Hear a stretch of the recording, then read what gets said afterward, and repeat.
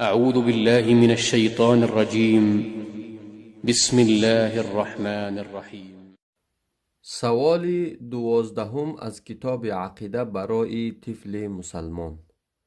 ما معنی شهادت ان محمد رسول الله؟ چی است معنای شهادتی دادن بر اینکه محمد رسول الله است صلی الله علیه و سلم؟ معناها طاعته فيما أمر وتصديقه فيما أخبر. معنایش اطاعت کردنی پیامبر اکرم صلی الله علیه و سلم در آن چیزی که امر کرده است، فرموده است، و باور کردنی او در آن چیزی که خبر داده است. یعنی هر چیزی که پیامبر اکرم صلی الله علیه و سلم به ما امتانش مسلمانان امر کرده است، اطاعت کردن، به جا آوردن و باور کردن او را هر آن چیزی که به ما از جانب الله جل جلاله خبر داده است. و اجتناب ما نهى عنه و زجر و الا یعبد الله الا بما شرع.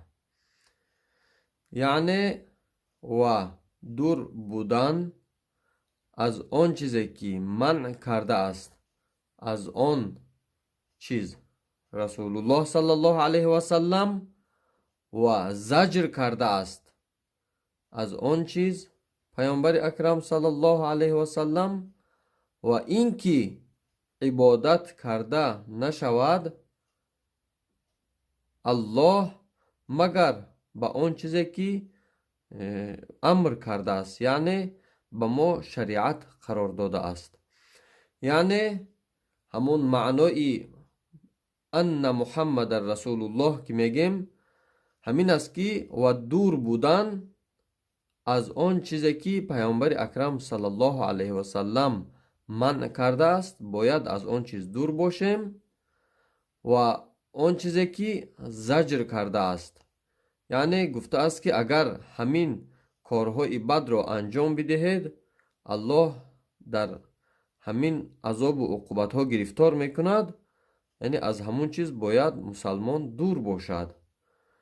و اینکه عبادت کرده نشود الله مگر به آن چیزی که فرموده است. یعنی معناش همین که الله هر چیزی که امر فرموده است در شریعت به آن عمل کرده، در کار عمل کردن واجب است بر ما، و آن چیزی که الله به ما امر نکرده است، در شریعت ما امر نکرده است، فرمان نداده است، آن چیز را عمل کردن در کار نیست. و صلی الله علی خیر خلقه محمد و آله و اصحابه اجمعین. الله مهربان به فرزندان ما و شما عقیده صحیح و سالم اسلامی را نصیب و روزی گرداند. السلام علیکم و رحمت الله و برکاته. فخور بإسلامي فمنه ارتويت أنا الظامي هداني إلهي بعيد